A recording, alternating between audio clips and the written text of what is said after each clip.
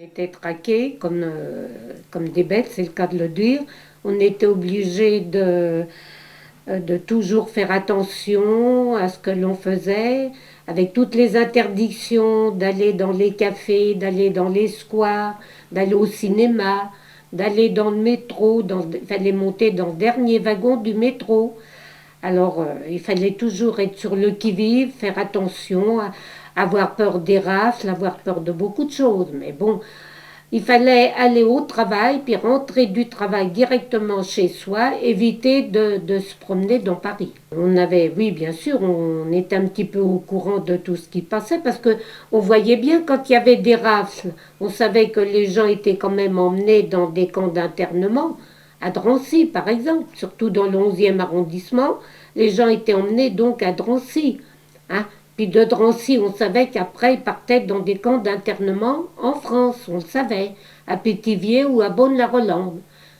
Et puis on savait qu'après, ils partaient pour les camps de concentration pour la solution finale, c'est-à-dire le gazage et puis les fours crématoires, le Sondor Commando. C'était en zone occupée que les gens étaient le plus traqués parce qu'il fallait porter l'étoile jaune, il fallait avoir sa carte d'identité avec le tampon rouge juif en travers de la carte. Et puis, puis, comme je vous dis, on avait tous les interdits. On ne pouvait pas aller ni dans les cafés, ni dans les squares, ni dans les cinémas, ni dans le théâtre. Enfin, toutes les interdictions, comme des pestiférés. Il fallait se méfier de tout le monde.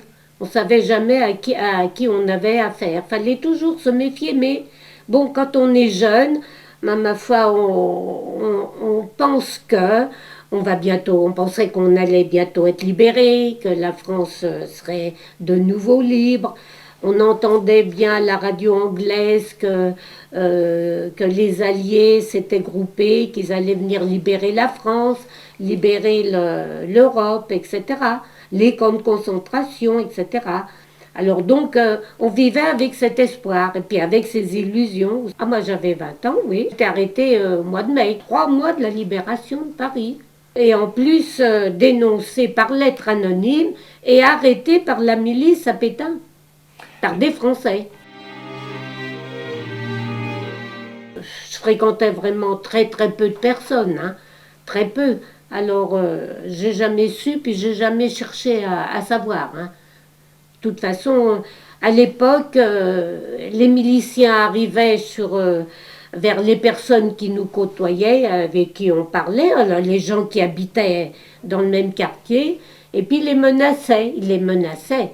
Alors quelquefois, par la peur, par beaucoup de choses, les gens dénonçaient. Et puis, enfin là, c'était une lettre anonyme hein, qui avait été envoyée, donc on n'a jamais su exactement qui avait fait, qui avait dénoncé. Hein.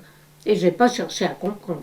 Mais, mais on a toujours des doutes parce que il y a des fois des phrases, des mots qui... Mais enfin bref, à dire vrai, j'ai jamais cherché à savoir. Il est venu chez moi et puis il m'a dit de m'habiller puis de le suivre au commissariat. Donc on est allé au commissariat du 11e arrondissement où j'habitais à l'époque. Et puis il m'a fait asseoir et puis il a sorti un dossier en disant, voilà, on a reçu une lettre anonyme, vous faites des fausses cartes d'alimentation, vous êtes allé en zone libre alors que vous n'aviez pas le droit de quitter Paris. Enfin, on recherche votre père, on ne le retrouve pas, vous ne voulez pas donner son adresse, etc. Voilà comment ça s'est passé. Et mon père était parti en zone libre, c'est vrai. Alors bon, ça s'est passé comme ça. Et puis la nuit, j'ai dormi au poste, au commissariat. Et le lendemain matin, 2 inspecteurs sont venus me chercher et m'ont emmené à la préfecture de police. Alors là, j'ai encore eu affaire à un inspecteur qui m'a dit, écoutez, on va tout faire pour empêcher votre déportation, mais contre la milice au maréchal Pétain, à l'époque, on disait le maréchal Pétain, on ne peut rien faire. Contre la milice, on ne peut rien faire, ils sont au-dessus de nous, on doit exécuter leurs ordres. Après, ça a duré quelques jours. La nuit, je couchais au dépôt. La journée, je suis restée peut-être 3 ou 4 jours au à la préfecture de police, à la cité, là-bas. Et puis après, je suis allée à Drancy. Quand j'ai été arrêtée, je me suis retrouvée avec une vingtaine de personnes qui avaient été arrêtées en même temps que moi. Alors donc, on est parti une vingtaine à Drancy. On nous a pas mis dans des bus ni dans des camions. On est parti dans des fourgons cellulaires, donc tout enfermé. On ne voyait rien. On est arrivé à Drancy. Là, on est descendu. On nous a fait comprendre qu'il fallait rester là, attendre. Et puis, c'est ce qu'on a fait. Ensuite, on nous a monté dans des chambres pour choisissez un endroit pour vous coucher. Il y avait des paillasses par terre. Et puis alors, il y avait toutes les personnes qui étaient dans le camp de Drancy, qui étaient en transit aussi pour partir, mais qui attendaient donc, et qui venaient vers nous pour nous interroger. Vous connaissez un tel, vous connaissez celle-là, vous voyez, des questions pour savoir. Je me souviens plus très bien, on répondait comme on pouvait. On racontait même des mensonges, c'est sûr, mais bon, ça s'est passé comme ça. Ça a duré quelques jours à Drancy. À Drancy, on ne travaillait pas, rien. On faisait les appels et puis on se promenait dans le camp. On se retrouvait ensemble, on se posait des questions. Surtout ceux qui arrivaient devaient répondre aux questions de ceux qui étaient là depuis X temps, par exemple. Alors bon, on parlait de ce qu'on savait, on parlait de ce qu'on entendait à la radio anglaise, des rumeurs qui couraient, etc. dans Paris. Alors on leur disait, on va bientôt être libéré, Paris va être libéré, etc. Parce que on savait que c'était imminent, hein, la libération de la France, enfin surtout de Paris, puisque c'était notre lieu où on habitait, on savait qu'on allait être libéré. Mais on ne savait pas à quelle date exacte. Mais on savait que c'était incessant, hein, ça allait arriver. Hein. Alors on se remontait le moral comme ça. Oui, mais on ne savait pas exactement si on allait partir ou si on allait rester à Drancy. Parce que on comptait sur la libération. Pour nous, on pensait qu'on allait être libéré dans les jours qui suivaient. Justement, monter dans les autobus et qu'on est arrivé à la gare de Bobigny. Alors c'est là, quand on nous a fait monter dans les wagons, alors là, c'était la peur de notre vie aussi parce que on ne savait pas où on allait, on ne nous l'avait pas dit. Et évidemment, on ne pouvait pas questionner les sentinelles allemandes, puis les chiens, c'était pas possible. Je sais qu'on était 1200 dans mon transport. Ah oui, il y avait plusieurs wagons, à raison de 80-90 personnes par wagon. Hein. Alors on était environ 1200, on est tous partis à 1200. D'accord. Je sais qu'on est revenu qu'à 2% après. Hein. On est parti. Ils ont fermé les portes hermétiquement, hein, les cadenas, les chaînes. Alors 80 personnes par wagon. Hein. Autant dire qu'avec de la paille dans le wagon, avec une tinette sur le côté, pour faire nos besoins, 80 personnes. Alors des hommes, les femmes, les enfants, les bébés, les vieillards, les handicapés. Hein. Alors, en partant de Drancy, malgré tout, des personnes nous avaient dit, parce qu'il y avait des responsables au camp de Drancy, eux restaient sur place, c'est eux qui étaient responsables des personnes qui arrivaient. Alors, ils nous avaient dit, écoutez, vous allez partir dans des camps de travail, vous aurez votre petite lampe de chevet. Enfin, nous avait dit tout ça pour nous remonter le moral. Les personnes qui étaient parties auparavant, toutes les personnes qu'on avait connues dans notre quartier, qui avaient été raflées depuis 42-43, on ne les avait jamais revues. Donc on s'est quand même posé des questions de savoir ce qu'étaient devenues ces personnes, etc. Alors bon, admettons, on a admis qu'ils étaient peut-être partis pour travailler, mais enfin, on avait quand même des doutes parce qu'il courait toujours des bruits, des rumeurs, et c'est vrai qu'on ne voulait pas toujours le croire. Mais bon, on s'en est aperçu que quand à notre retour, on est arrivé dans les camps.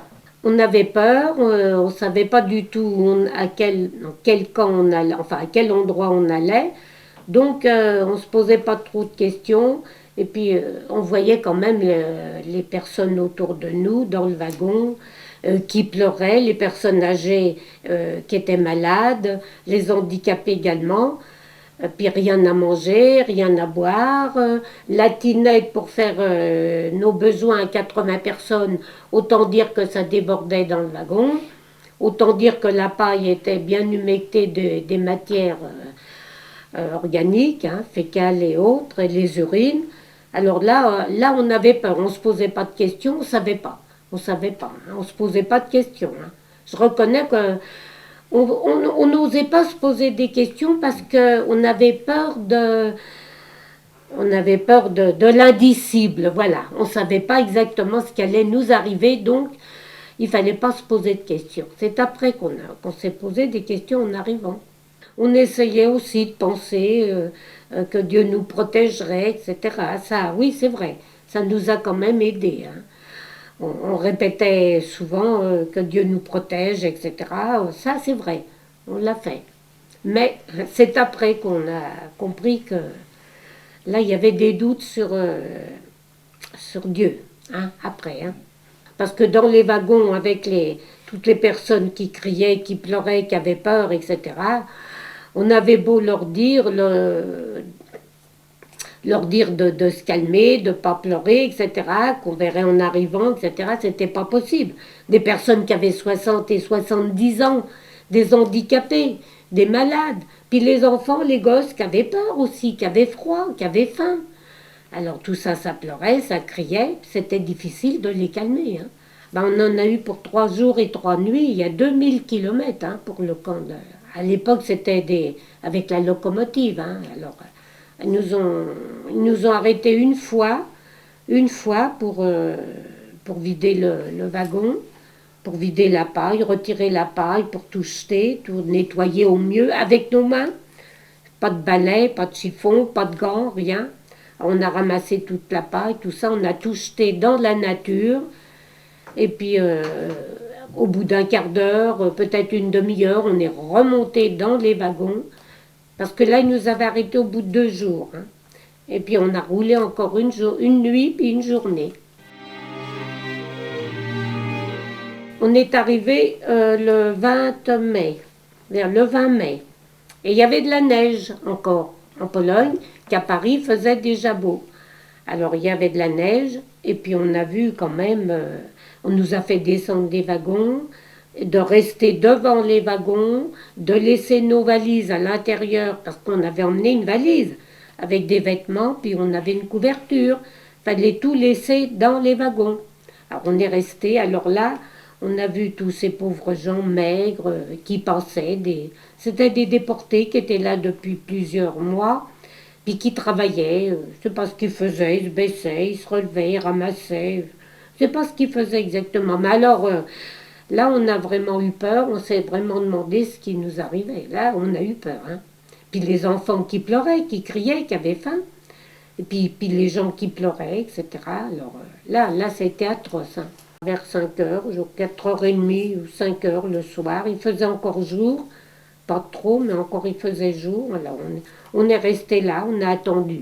Et c'est à ce moment-là que des hommes passaient devant nous, des déportés, habillés en costume rayé, maigres aussi, voûtés, qui nous disaient, en parlant tout doucement, si vous avez des enfants de moins de 16 ans, ne le dites pas. Dites qu'ils ont 16 ans quand on vous le demandera, quand vous serez sur la place d'appel. Alors on disait c'est pas possible, pourquoi dire qu'ils ont 16 ans alors qu'ils ont que 13 ou 12 ou 14 ans. On ne comprenait pas, on ne savait pas encore, c'est pourquoi. Voilà, alors c'était comme ça. C'était ça l'arrivée. Oui, moi, on appelait ça la sélection. C'est là que étaient gardés les personnes qui étaient aptes au travail, les femmes, les hommes, et puis tous les autres, tous les vieillards, tous les enfants, tous les malades, d'un autre côté, à droite ou à gauche, enfin. Bon, c'était comme ça. Et puis ça criait, puis ça pleurait, puis il y avait les chiens, puis il y avait les sentinelles, les gardiens, quoi, les Allemands, avec leurs chiens, bergers, des gros bergers de chaque côté. Alors il ne fallait pas bouger, il fallait rester là tranquille. On ne savait pas ce qu'on allait faire de nous. Les femmes voyaient bien qu'on leur enlevait leurs enfants, les enfants qui pleuraient, qui criaient.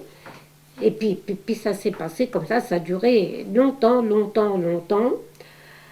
Et puis, bon, bah, il y a eu des camions qui sont arrivés. On a fait monter toutes ces personnes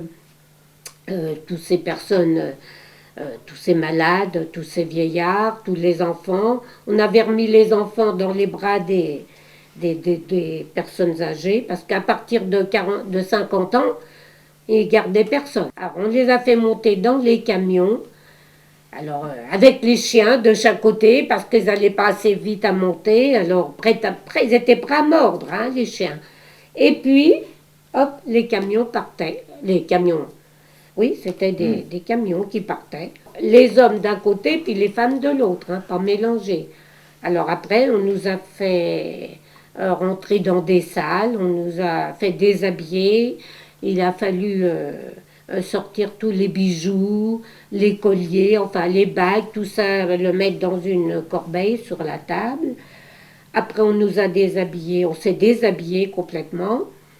On a réclamé nos valises parce qu'il y avait tous nos vêtements. On nous a dit, vous occupez pas des valises, elles sont dans les wagons, vous en occupez pas. Alors bon, on n'a rien dit, alors on s'est déshabillé, après on nous a rasés complètement, des pieds à la tête. Et puis après, on est passé au pétrole, ils nous ont mis du pétrole, après à la douche, et puis après ils nous ont tatoué notre numéro matricule. Et puis après, on nous a emmenés dans les baraques.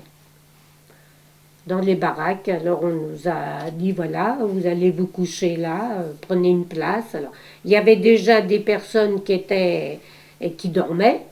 Hein. Alors on a cherché quelques places. Alors c'était des koyas, ils appelaient ça des koyas, des lits à 3 étages. Alors on se couchait, on était à 4 ou 5 par koya. Et puis, alors on laissait les personnes de 40, 45, 50 ans en bas, et les plus jeunes, on montait tout au-dessus. C'était des lits à 3 étages. Alors heureusement qu'avec nous, il y avait des personnes très instruites, qui connaissaient les langues étrangères, qui nous traduisaient.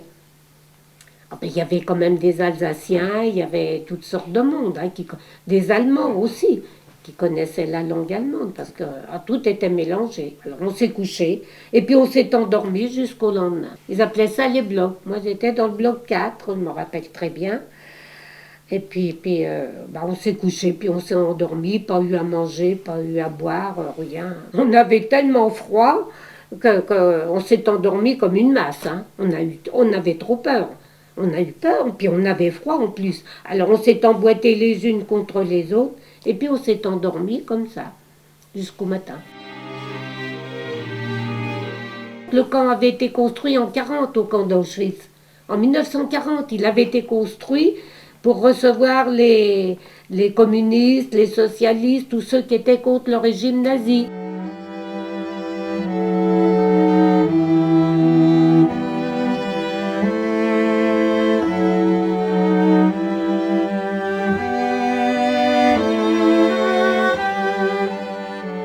Alors le réveil, les cris à Aufstehen, debout, debout, debout, comme on ne comprenait pas encore trop l'allemand, mais on a vu les autres se lever. Alors les autres se levaient, elles s'habillaient. Nous, on ne s'était pas déshabillés, on avait gardé tous nos vêtements. On nous avait distribué. C'est vrai que dans la salle, après, on nous avait distribué une chemise, une robe, une culotte, des chaussettes, un manteau, une capuche pour mettre sur la tête. Alors on s'était couché comme ça. Alors les autres s'habillaient. Nous, on était encore habillés, on n'a pas eu besoin de... Alors on est sortis, on a fait comme eux, on comprenait que c'était l'appel. Ils disaient, c'est pour faire l'appel, vous restez devant la baraque et vous attendez. Alors, il faisait encore noir, oui, il devait être 6h30, 7h du matin, parce qu'on n'avait plus rien, plus de montre, plus de bijoux, on n'avait rien. Alors on imaginait comme ça en voyant le jour. Alors c'est là qu'on voyait les barbelés qui étaient autour du camp, les barbelés électrifiés. On savait, alors on commençait à parler avec les unes ou les autres. On a retrouvé des Françaises qui étaient là, qui étaient arrivées avant nous. Alors qui nous expliquaient en même temps comment s'organisait la vie du camp. Alors on voyait des cheminées qui fumaient. Alors on a dit, tiens, si les cheminées fument, c'est que les baraques sont chauffées. Elles nous ont dit, non, non, c'est pas pour chauffer les baraques, là c'est le crématoire, pour brûler les personnes qui vont être gazées. Ah oui, ils les ont tout ça. gazés tout de suite. Tous les camions étaient gazés en arrivant. Ils gardaient personne. Les enfants, les vieillards. On leur disait, vous allez prendre une douche. Et puis alors donc, il y avait des grands-mères qui étaient là. Alors les grands-mères, les femmes âgées qui avaient gardé les petits dans leurs bras, puis les petits qui pleuraient. Alors donc, ils étaient gazés, les faisaient rentrer dans la chambre à gaz. Il y avait la sentinelle qui surveillait en travers un petit hublot. Et puis il y avait un autre Allemand qui montait au-dessus de la baraque et qui déversait les gaz Zyklon, les granulés tout fins. Et ces granulés se dissolvaient au contact de l'air. Donc ça faisait une fumée qui descendait dans les pommes de douche. Au lieu que ce soit de l'eau, c'était les gaz. Et puis quand toutes les personnes étaient asphyxiées, eh ben, alors ça criait, ça hurlait, mais bon, la sentinelle regardait, ça ne le dérangeait pas du tout. Et puis une fois que tous les corps étaient tombés, morts, après venaient les hommes du sondeur commando. Alors on a appris tout de suite que tout le travail du camp était fait par des déportés. C'est-à-dire que le sondeur commando venait avec des jets d'eau pour laver les cadavres. Parce que avec la peur, avec tout ça, les gens faisaient tout sous eux, ça sortait, les matières fécales, tout était. Alors c'était une putréfaction, c'est le cas de le dire. Alors il fallait laver les cadavres au jet. Après, les cadavres descendaient en dessous dans une. Il y avait une trappe qui s'ouvrait. Il y avait un système d'aération pour évacuer les gaz. Après, les hommes du sondeur commando reprenaient tous ces cadavres. Aux hommes, aux femmes, on arrachait les couronnes avec des tenailles, des pinces, dans la bouche des cadavres. Et ensuite, ils les mettaient sur les chariots, puis les enfournaient dans les crématoires. Ça s'appelait le sondeur commando. Et ce travail-là était fait par des déportés, donc des hommes qui ont brûlé toute leur famille. Ah bah oui, on disait c'est sûr que c'est terrible, qu'est-ce qu'on va devenir, qu'est-ce qu'on Ouais. va faire. Alors bon, c'est vrai qu'on côtoyait d'autres déportés qui étaient là depuis longtemps. Alors, bon, ben, on parlait, on s'expliquait. Il y avait aussi beaucoup de résistance dans le camp. Il y avait beaucoup de résistance, hein. Alors, on Ah, apprenait les nouvelles. Il fallait partir travailler hors du camp, en commando. Donc, pour partir le matin, il y avait un orchestre à l'entrée du camp qui nous jouait une marche et on partait travailler au pas, par cinq, les unes à côté des autres. On sortait du camp, partait travailler en commando. Et on se retrouvait sur les routes, on se croisait avec des hommes qui venaient travailler dans notre camp pour s'occuper des toitures, pour s'occuper des baraques, les entretenir. Alors c'est comme ça qu'on arrivait à savoir un peu ce qui se passait, parce qu'il y a quand même des hommes qui s'occupaient des postes de radio. À l'époque, la TSF, ça s'appelait la TSF, hein, la transmission sans fil TSF. Hein. Alors donc, ils avaient fabriqué des postes de radio pour les Allemands, pour les officiers qui écoutaient la radio, pour savoir ce qui se passait sur les fronts, sur, le, sur la guerre. Donc, ces hommes avaient réussi, en réclamant des pièces détachées pour des lampes, des condensateurs, en disant il y a une lampe qui a sauté, etc., qui a grillé. Donc, ils réclamaient des pièces et ils avaient reconstruit un petit poste, et eux, qui d'accord. était caché. Et eux savaient tout ce qui se passait aussi en dehors, enfin dans toute l'Europe. On partait travailler avec les sentinelles allemandes, les chiens, on se croisait. Alors, on avait réussi à avoir un groupe de Français. Alors, ils nous disaient ce qui se passait. Alors, on disait, ça va bientôt être notre tour. Nous aussi, on va être D'accord. libérés. Mais on ne se rendait pas compte de l'immensité du travail de tous les camps. Alors, pour nous, si Paris, par exemple, était libéré au mois d'août, nous aussi, on allait être rentrés tout de suite. C'est Ouais. pour nous. comme ça. On ne s'était pas rendu compte exactement. Il y avait le front russe, puisqu'on était à environ 30-40 km des Carpates russes. D'ailleurs, c'est toujours dans les Carpates, quand il y avait des évasions de commandos polonais ou russes qui partaient le matin au travail avec les chiens, les sentinelles. Ils sortaient du camp, ils partaient au travail, mais ils ne rentraient pas le soir. Ils emmenaient les sentinelles, les chiens, ils emmenaient tout le monde vers les partisans russes, à 30 km de là.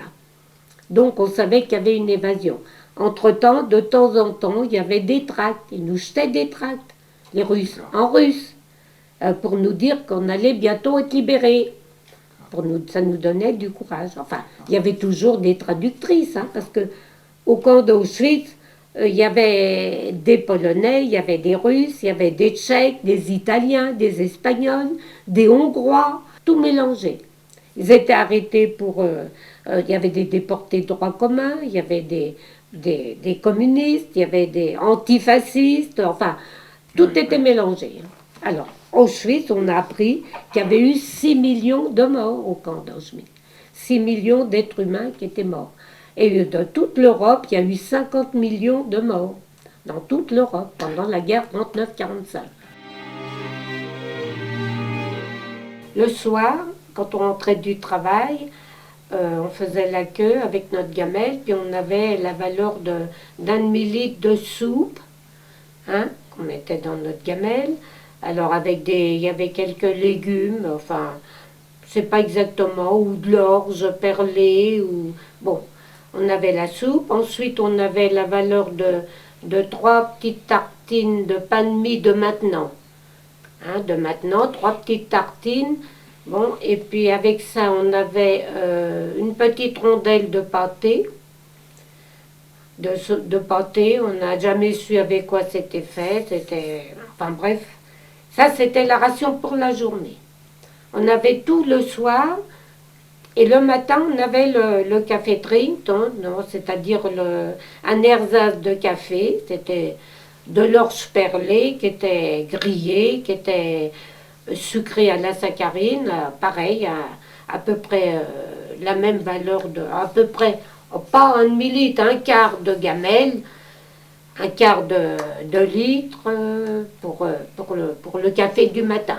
Puis c'était fini pour la journée. Donc il fallait garder, on mangeait la soupe le soir, on gardait le pain pour le lendemain matin, une petite tranche, et puis le reste du pain le midi, avec le pâté, et puis après on attendait le soir pour de nouveau, quand on rentrait du travail, après l'appel, avoir de nouveau sa soupe, et puis le pain, et puis quelquefois, il nous faisait du boudin en rondelles aussi, pardon, je sais pas, on n'a jamais su avec quoi c'était fait. C'était noir, enfin ça fait la couleur du boudin. Le goût, je ne me souviens pas non plus, mais enfin c'était tout. Il n'y a pas de fruits, il n'y avait rien, pas de crudité, rien du tout. Les lavabos, où il y avait un petit filet d'eau qui coulait, on pouvait aller boire un peu d'eau, un peu se laver comme ça, parce que là, pas de savon, pas de savon. On n'a pas eu de savon pendant 1 an, je ne me suis jamais lavée au savon. Pas de savon, pas de papier hygiénique, pas de serviette, pas de brosse à dents, aucune hygiène. Rien du tout. On ramassait tout ce qui est... Quand on revenait du camp le soir, comme je vous ai dit, il y avait pas mal de résistance. On trouvait toujours plein de choses par terre, des petits bouts de papier, des bouts de chiffon. Alors, on ramassait tout ça, on mettait tout dans nos poches. Et puis quand on allait aux latrines, les WC, les latrines c'était des bancs de ciment avec des ronds les uns à côté des autres, des trous. En dessous c'était un bac qui récupérait toutes les matières. Et puis une fois par semaine on allait vider ce bac avec une gamelle, on avait une casserole. On ramassait les matières qu'on mettait dans un seau. Dans un seau, on le mettait dans une benne, dans un tombereau, si on peut dire. Et quand le tombereau était rempli, alors on vidait toutes les baraques comme ça. Ça s'appelait le chaise commando, le commando de la merde, en parlant vulgairement. Après, on tirait cette charrette, ce tombereau, et on allait tout verser dans les champs, ça servait d'engrais. Quand on allait travailler au Sonder Commando, une fois par semaine, le mercredi, on avait le droit à une ration de pain et de pâté supplémentaire. Alors là, tout le monde se faisait, tout le monde se faisait inscrire pour avoir donc sa ration supplémentaire. Alors, bon, bah, une fois par semaine. En dehors de ça, bon, bah, on partait travailler en commando, hein, parce que si on restait dans le camp, les sentinelles nous rattrapaient puis nous prenaient pour les expériences. Pour les expériences, la première que j'ai subie, parce qu'au début on ne savait pas du tout. Enfin, je vous ai pas dit que après, après qu'on est arrivé, ils ont fait un tri d'abord. Ils ont demandé quels étaient au moment de l'appel. On nous a dit les infirmières, les doctoresses, les musiciennes sortent du rang et nous suivent. Alors bon, les musiciennes, c'était pour faire un orchestre, normal. Et puis ils répétaient toute la journée, puis ils faisaient des concerts le soir pour les officiers allemands. Ah, elles avaient une bonne place, elles. Ah, ça, elles étaient bien. Alors on disait, s'il y a des infirmières et des doctoresses, donc on sera soigné, c'est qu'il y a des hôpitaux. Les hôpitaux s'appelaient les révires. Les révires, c'était des baraques aussi, où on allait quand on était malade. On l'a fait aussi, ouais. Puis après, on ne l'a plus refait, je vous dirai pourquoi. On ne voulait pas aller travailler dehors, on essayait de se cacher, de se planquer dans le camp. Et puis c'est à ce moment-là que les sentinelles nous récupéraient et nous disaient, venez avec nous, on va vous faire un petit traitement. Alors on les suivait, c'est à ce moment-là qu'ils commençaient les expériences. C'est-à-dire qu'ils nous faisaient des prises de sang dans chaque bras, ils nous photographiaient de face, de profil, le visage, hein, déshabillés, toutes nues, ils nous photographiaient de face, de profil, ils prenaient les empreintes de nos mains, les empreintes de la voûte plantaire également. On ne savait pas pourquoi d'ailleurs, mais enfin, on restait là. Et puis on nous disait, demain vous reviendrez, on vous fera d'autres expériences. Alors, en rentrant au camp, on s'expliquait avec des filles qui étaient là depuis longtemps, qui nous disaient, si vous restez là, vous allez aller aux expériences, alors là, ça va être terrible. Ils vont vous opérer, même si vous n'êtes pas malade, ils vous opéreront sans vous endormir. Alors, c'est vrai, c'est là que Joseph Mengele, le médecin du camp, faisait ses expériences. Il y avait quand même les laboratoires Bayer qui venaient acheter des stucs pour leurs expériences. Les stucs, c'était nous, les femmes. Ah oui. Ils achetaient une centaine de stucs au commandant du camp.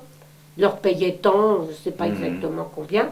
Ils prenaient les stucs, donc les femmes, ils les emmenaient et ils faisaient leurs expériences en laboratoire. Et au bout d'un mois, ils revenaient, ou 2 mois, en disant oui, vos stucs étaient en mauvais état, ils sont tous morts, elles sont toutes mortes, on en rachète encore une centaine. Et ça durait. Et les femmes qui arrivaient au camp, qui étaient enceintes, ou qui avortaient, ou qui accouchaient, leurs bébés, on leur enlevait. Ils en gardaient quelques-uns pour faire des expériences, comme ils gardaient les jumeaux. Tous les jumeaux, ils les gardaient pour faire des expériences au camp d'Auschwitz. Et les bébés, eh ben, ils en gardaient quelques-uns, ils piquaient les autres, ils les mettaient dans des bennes à ordures, et il fallait aller tirer les bennes, et ils brûlaient les cadavres sur des bûchers à l'extérieur. Ils brûlaient tous ces bébés à l'extérieur. Au mois d'octobre, je suis rentrée au Révire, donc Révire, hôpital. Ça voulait dire l'hôpital. Hein. C'était des baraques aussi, donc avec des infirmières qui avaient été des déportées, avec des doctoresses qui étaient aussi des déportées. Il y avait les sélections pour le crématoire. On ne gardait pas les personnes qui étaient malades, très malades. Bon. Alors donc, il y avait donc, comme je vous ai dit, beaucoup de résistance. Et il y avait une petite radio qui était cachée dans le je ne sais pas où, dans un petit coin, il y avait une radio. Alors elle m'avait passé la radio, et la doctoresse, elle me dit, oh là là, t'as une pleurésie. Alors une pleurésie, c'était déjà quand même conséquent, hein, c'était grave. C'est grave, ouais. Alors, bon, ben, je ne savais pas exactement, bref, je retourne, elle me dit, tu te reposes, je me repose. Et puis, 2 jours après, il y a une sélection avec Joseph Mengele, le médecin du camp d'Auschwitz qui faisait ses expériences. Alors là, il commence à regarder les filles, on était environ 20 ou 25, les unes après les autres, toutes nues devant, puis ils nous demandaient quelle maladie vous avez. Alors on répondait. Alors, mais moi j'avais tellement peur, je savais que c'était une sélection, j'avais tellement peur que j'arrivais pas à parler, ma langue était collée au palais. Heureusement, la doctoresse était à côté avec son livre, enfin son truc enfin je sais pas ce qu'elle avait. Hein. Alors il arrive vers moi, me demande. Et comme je ne pouvais pas parler, la doctoresse m'a regardé, elle a vu que elle lui a dit bronchitis. Elle lui a dit que j'avais une bronchite au docteur. Alors grâce à ça, j'ai pas été au crématoire. Elle m'a sauvé la vie, comme elle a sauvé la vie à beaucoup d'autres. Donc, pour en revenir, quand on rentrait du train, alors après, quand j'ai vu ça, je suis retournée travailler en commando extérieur, où je piochais, où je pelletais. On faisait des tranchées tout le long de la Vistule. Et puis alors de rentrer le soir, et puis d'apprendre des bonnes nouvelles dans la journée, enfin le matin plutôt, quand on croisait les hommes. Alors on savait alors sans arrêt, on disait on va être libérés, on va bientôt sortir, parce qu'il fallait tout le temps se remonter le moral. Les femmes de 35-40 ans, elles n'avaient plus le moral. Leurs enfants étaient partis, leur mari, leur père, leur mère.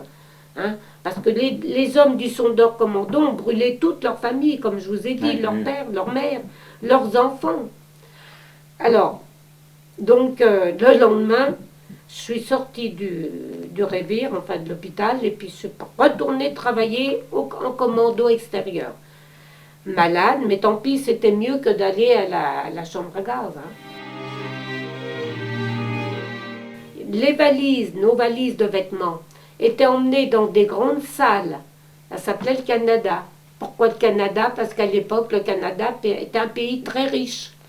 Alors ils avaient baptisé ces salles le Canada. Ils ouvraient les valises, ils sortaient tous les vêtements.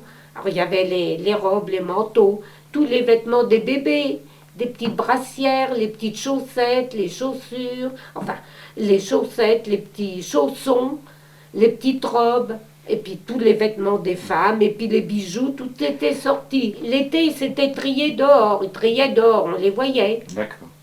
Puis l'hiver, c'était dans des salles. Alors, en récupérant tous ces vêtements, tout était classé par catégorie. Ensuite, faisait des gros paquets, puis ces paquets étaient réexpédiés en Allemagne, étaient vendus à la population. Et nous, on n'a jamais vu la couleur de nos vêtements, jamais. Mais les filles qui travaillaient au Canada, quand elles rentraient le soir à leur baraque, elles avaient mis plein de choses dans les poches, des chiffons, des bouts de papier, des boîtes de médicaments. Et puis elles jetaient tout ça dans le camp. Parce que le soir, quand on rentrait, il n'y avait pas de... Il n'y avait plus d'Allemands, il n'y avait personne. Donc nous, quand on rentrait du travail aussi, on trouvait tout un tas de choses qu'on ramassait puis qu'on mettait dans nos poches. Alors les papiers nous servaient quand on allait aux latrines, des petits bouts de journaux, des petits bouts de papier, des mégots de cigarettes, on les ramassait, les mégots de cigarettes des cantines des soldats qui jetaient leurs mégots. À l'époque, il n'y avait pas de beau filtre, hein. Alors donc c'était du tabac. Et puis le dimanche après-midi, on récupérait ensemble tous les mégots, et puis on les tassait, on faisait des paquets.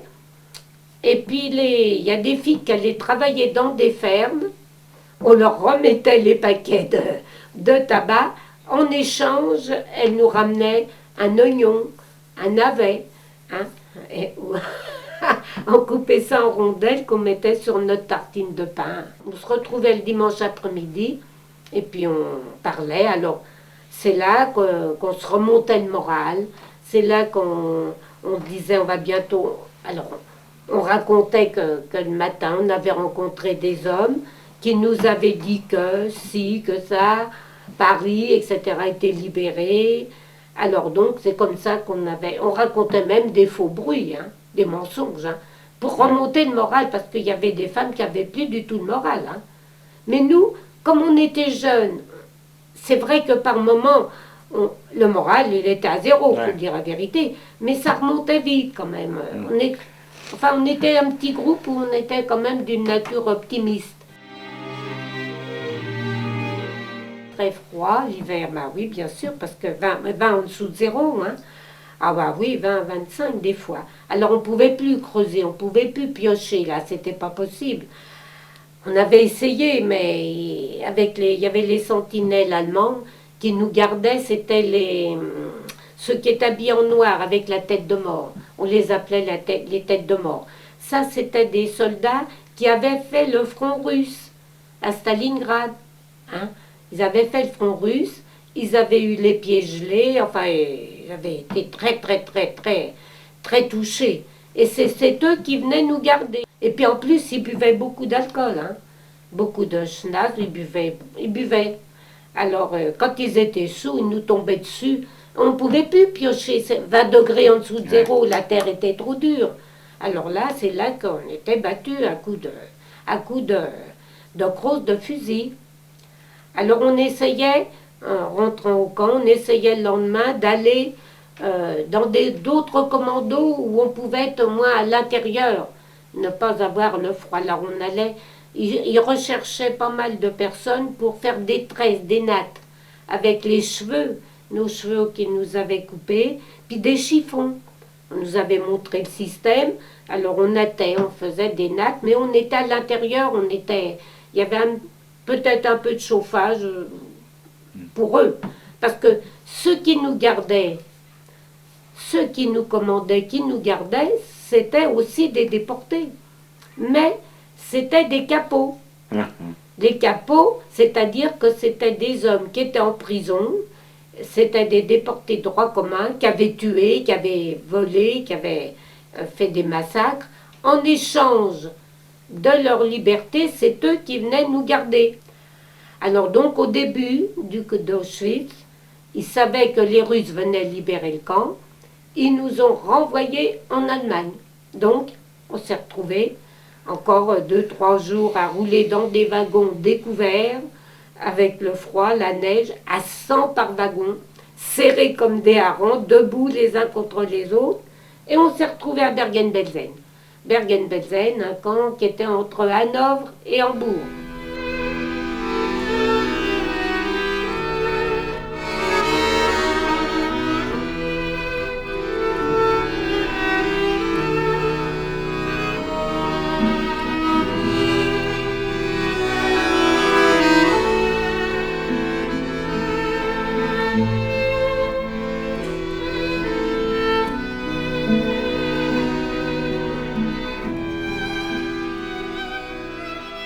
On nous a fait descendre donc des trains.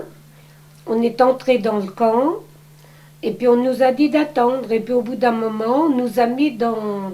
Le camp était rempli. Hein, parce qu'ils renvoyaient beaucoup de personnes des autres camps. Ils les renvoyaient en Allemagne. Alors, Bergen-Belsen, c'est un camp qui était entre Hanovre et Hambourg, dans la forêt. C'est un camp qui n'avait pas de crématoire. Alors, c'était des grandes fosses. Enfin bref, on est arrivé. On nous a dit, vous irez dans les couloirs des baraques, parce qu'on n'a pas de place pour vous mettre dans d'autres baraques. Vous restez là provisoirement. En fin de compte, c'était du provisoire qui a duré hein, jusqu'à la libération. Alors, dans les couloirs des baraques où il y avait épidémie de typhus. Hein. Alors, on nous a mis là, avec une couverture, par terre, sur la terre battue, pas de paillasse, pas de paille, rien, directement sur la terre battue. Alors on est resté là, et puis c'est là que le calvaire a commencé, encore un coup. Un autre calvaire, c'est-à-dire qu'on n'allait pas au travail, mais on était en quarantaine. On n'avait pas le droit de sortir, qu'une ou deux fois par jour, pour aller faire nos besoins sur des bois. Il y avait des planches qui étaient alignées les unes à côté des autres. Ça faisait un genre de WC. On s'asseyait là, il y avait des fosses en dessous. On faisait nos besoins là, puis après on revenait à la baraque. Alors le typhus, automatiquement, on a été contaminé parce que le typhus, c'est la dysenterie, c'est les poux et c'est la fièvre.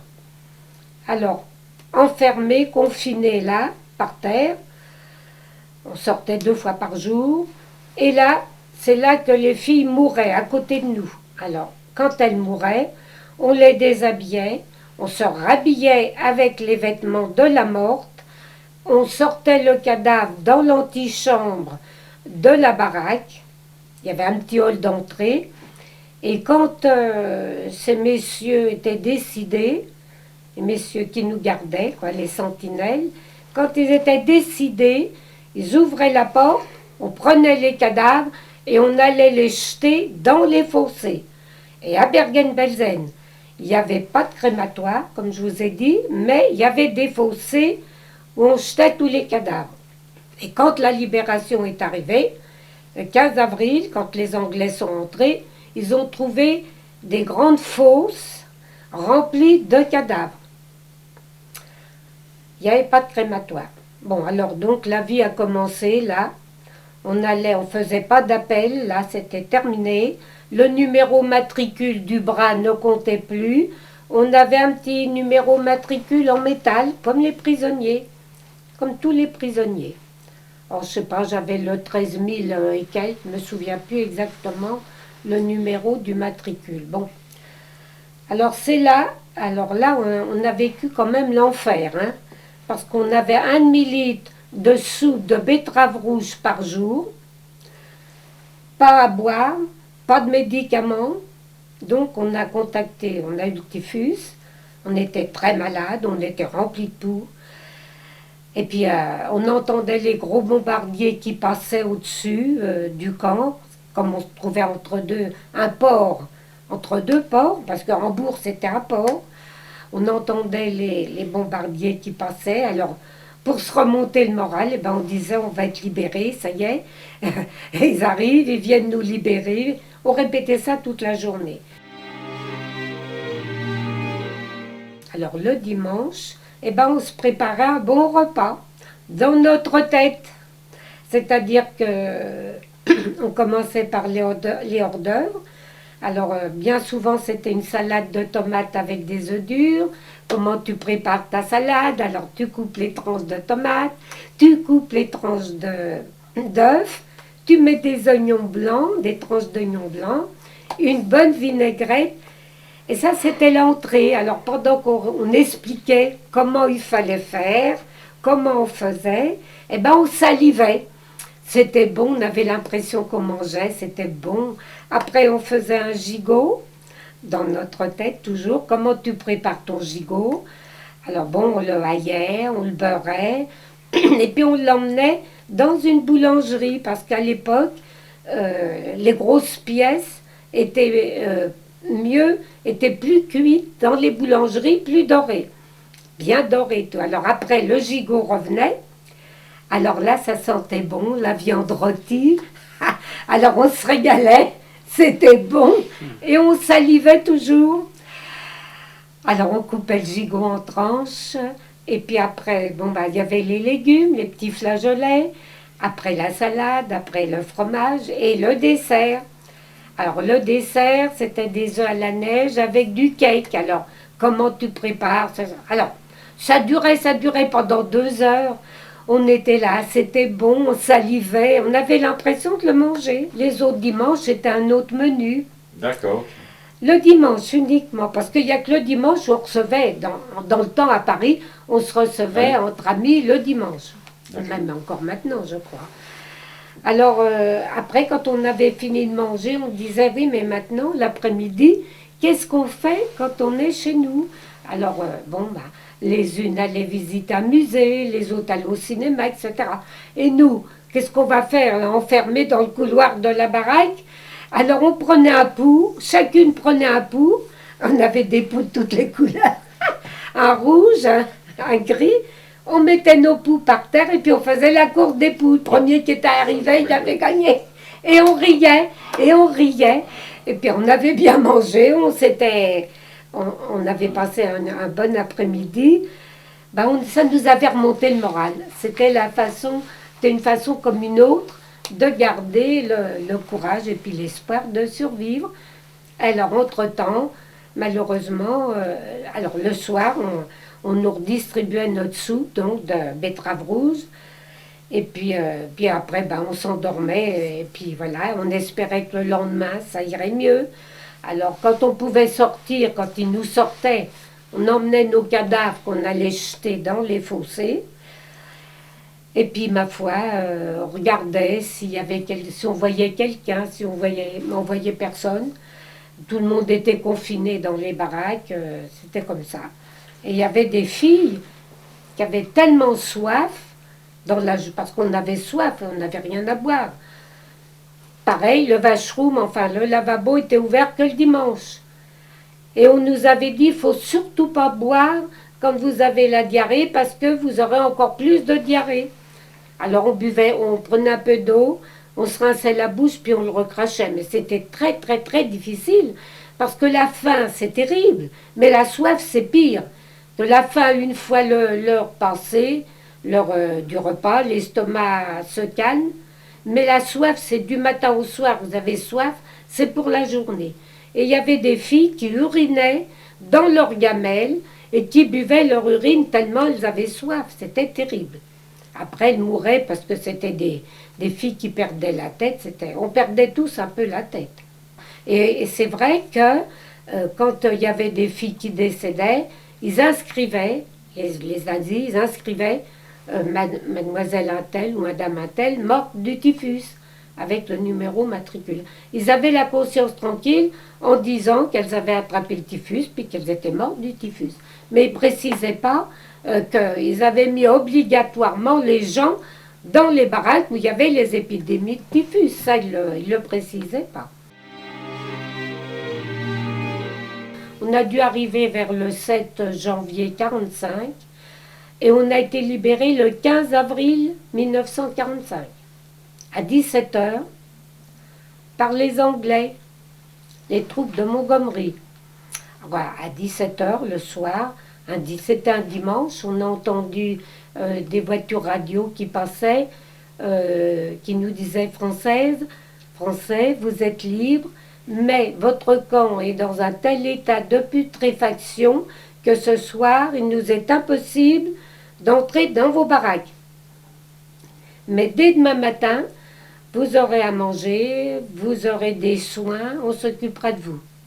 Alors on était contents, on se traînait lamentablement, péniblement, on sortait, on pouvait sortir, on se regardait, on s'embrassait, on essayait de pleurer, mais on n'arrivait pas à pleurer, mais on était libre. Alors on était contente, on disait, oh ben ça va, ça y est, on va rentrer chez nous, demain on rentre chez nous. Mais bon, le lendemain matin, ils sont arrivés, les soldats, c'était des soldats, hein. Alors ils sont arrivés avec des grandes combinaisons caoutchoutées et puis avec des appareils, des pulvérisateurs. Ils nous ont poudré de la tête aux pieds de DDT pour tuer d'abord les poux. Alors on vous laisse déshabiller, se mettre toutes nues. Et on en avait des vêtements parce que tous les vêtements des cadavres qu'on allait jeter, les vêtements, on se les remettait dessus. Et on en avait. On avait des robes. On en avait. Alors on vous laisse déshabiller pour qu'ils puissent nous pulvériser directement sur le corps. Mais eux ne voulaient pas. Ils disaient non, non, non, non, non. Ils passaient leur pulvérisateur en dessous de notre robe, à l'intérieur, ici, et ils nous poudraient. Et on était tout blanc, toute blanche de DDT pour tuer les poux. Ensuite, ils nous ont apporté du lait chaud, du pain chaud. Ils avaient fait du pain pendant la nuit, c'était des soldats. Hein. Et puis des petites boîtes de soldats, comme on donne aux soldats à l'époque. Avec des cigarettes, des bonbons, du chocolat, du chewing-gum. Enfin. Et puis après, on pouvait sortir, on était libre. On avait du mal à marcher, on se traînait. Ensuite, ils ont fait un tri pour rapatrier les personnes qui étaient aptes à rentrer. Pas seulement dans notre baraque, mais dans les autres baraques du camp. Alors les personnes qui pouvaient rentrer, c'est-à-dire qu'il y a eu des gens qui ont été arrêtés à la fin de la guerre, qui étaient encore en bonne santé, puis qui ont été mis donc dans le camp de Bergen-Belsen. Alors ceux-là pouvaient encore rentrer, pouvaient marcher. Ils les ont rapatriés. Et puis nous, les plus malades, eh ben, on nous a mis dans un hôpital. C'était les casernes des soldats allemands qui servaient d'hôpitaux à l'époque. Alors on nous a mis là, puis on nous a soignés. Et on avait la visite des prisonniers de guerre, parce qu'à Bergen-Belsen, il y avait un camp avec des prisonniers de guerre, de la guerre de 39-45, qui venaient nous voir, puis qui nous disaient, si vous voulez, on va rentrer à Paris, on pourra aller donner des nouvelles à votre famille, etc. Et il y avait aussi l'abbé Morvillez, c'était un breton, qui était aussi prisonnier de guerre, qui était libéré, donc, qui venait nous voir pour savoir si on était bien soignés, si on s'occupait de nous. En effet, on était bien soignés. Mais enfin, on avait le typhus quand même. Et je me souviens que à la libération, toutes les filles avaient été emmenées dans une salle, on nous avait mises toutes nues et on nous avait lavées à la brosse de chien dent pour arriver à enlever la crasse. Ça faisait 1 an qu'on ne se lavait pas. Hein? Il n'y avait pas de savon. Alors, on se lavait qu'avec un peu d'eau ou un peu de neige, c'est tout. Alors, à la brosse de chien dent, on nous a décrassés. Après, on nous a redonné des vêtements propres. Et on a été soignés. Et moi, j'entendais bien, je voyais bien que tout le monde partait. Moi, j'étais toujours là, à l'hôpital. Et le 7 juin, j'étais toute seule dans tout le bâtiment. Et j'arrêtais pas de crier. Je veux m'en aller, je veux m'en aller. J'arrêtais pas de crier, je veux m'en aller. Mais personne répondait. Et je pouvais pas me lever. J'étais tellement anémiée, c'était pas possible. Je pouvais pas me lever. Quand je me levais, je pouvais plus remonter dans mon lit. Et le 7 juin, il y a quand même des militaires français qui sont arrivés. Ils nous ont dit, voilà, on vous emmène. Ah bon, ben, j'étais contente. Vous allez rentrer chez vous. Alors, ils nous ont mis en avion. Alors, j'étais toute seule comme femme, la dernière du camp. Puis il y avait 2 hommes aussi, les 2 derniers, le 7 juin 1945, en avion sanitaire. Ils nous ont rapatriés au Bourget et du Bourget à la Salpêtrière. Alors, à la Salpêtrière, enveloppée dans 2 couvertures, c'est tout, pas de vêtements, rien, toutes nues en dessous, pour ne pas ramener de poux à Paris. Alors là, ben, ils m'ont gardé une 8aine de jours. Alors là, évidemment, j'ai été soignée, auscultée, radiographiée. Je faisais 28 kilos.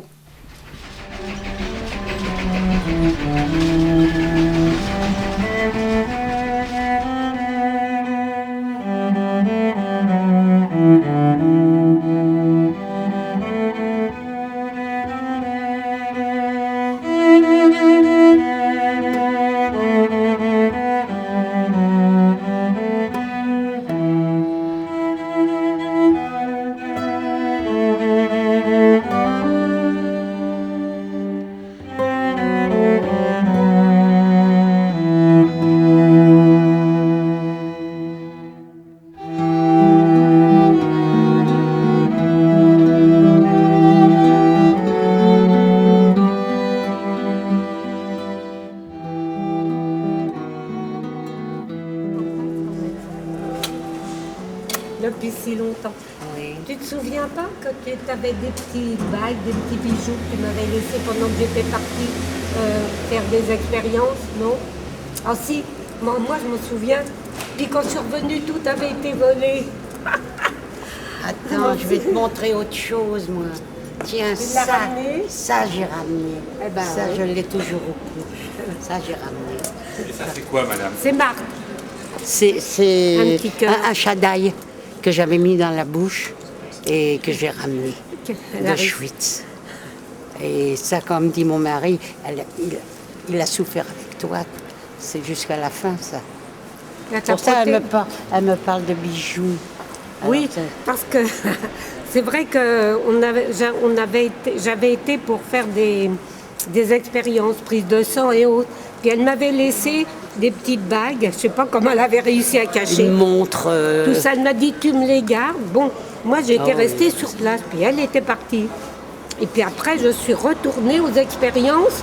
Je l'ai donné à une autre camarade. Nous, on l'a su quand on a entendu les voitures radio, les Anglais. Ils Et nous ont on est dit, rentré qu'en juin. ah oui, moi le 7 juin, rapatrié Aussi. en avion Et sanitaire. ben moi aussi en avion. Oui. Oui. Birkenau d'abord. Dans le, Birkenau. dans le même wagon, Dans le, je dans pense. le 74. Oui, oui, le convoi le 74. Mais je 74. pense, Oh bah alors là, Non, tu m'en demandes Birkenau, trop. Parce c'est que Birkenau. je sais qu'on était Et on tous allait sans- travailler, nous on a été travailler à Auschwitz. Et ils nous ont pris, et ils ont dit, mais c'est des enfants, elle avait 13 ans. Ah oui, elle était toute jeune. 13 beaucoup ans, plus jeune sa que moi, sœur mais avait j'avais 16 20 ans. Et moi, je faisais attention à elle, je disais c'était ma petite sœur, parce qu'elle avait les yeux bleus. C'était quand cette. C'est le 27 27 janvier. le 27 janvier, Le jour de le libération dernier du camp d'Auschwitz. dimanche Le de... jour de libération Oui, du camp voilà. d'Auschwitz. du mois de janvier ou début février, des fois. Ils l'ont fait Non, non, en- non, non, pas jamais. toujours C'est le le jour dernier janvier. dimanche Oui, le dernier de... dimanche de janvier, de bah oui, janvier. pour le 27, la libération.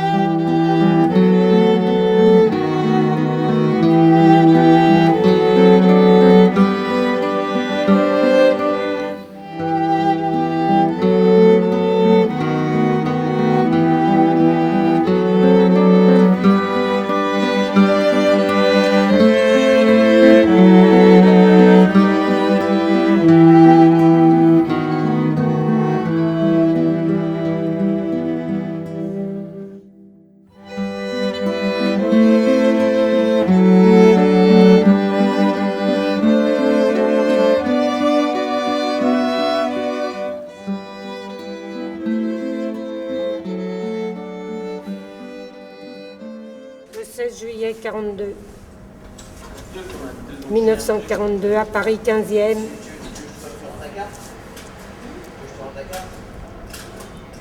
On était autour, on voulait leur apporter à boire, à manger, et la police française nous empêchait de passer. Et ça pleurait, ça criait, et il faisait très chaud ce jour-là, je me souviens. Juillet. Moi j'habitais à côté, hein, j'habitais dans le 15e.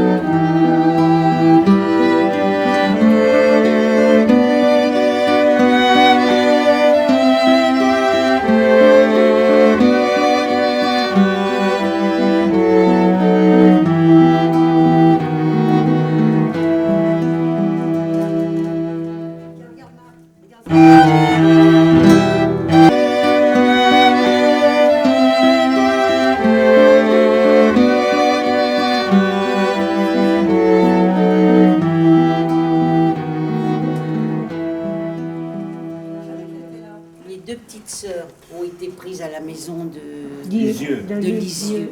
Lisieux, les deux petites sœurs. Alors il reste elle et lui il a été fusillé avec le père. La mère, elle a vécu jusqu'au procès de Barbie. Et elle s'est laissée aller. C'est le seul transport qui n'est pas passé. Directement en Lituanie, Kaunas. Ça me bouleverse beaucoup parce que je pense que j'ai eu beaucoup de chance, moi, de rentrer, alors que toutes les personnes qui se trouvent malheureusement sur ce mur sont décédées depuis longtemps et n'ont même pas eu la chance que j'ai eue de revenir. C'était spécial parce qu'il était livré par les Russes le 27 janvier. Et comme on entendait le bruit des canons qui arrivaient, qui étaient bombardés de plus en plus, les Allemands ont pris peur et ils sont partis. Ils sont partis avec les gens valides, puis après ils sont un peu moins occupés des gens qui ne pouvaient pas marcher. Et à ce moment-là, on est resté 10 jours au camp, tout seul à Birkenau. Et après, il y a un qui s'est organisé pour nous emmener à Auschwitz.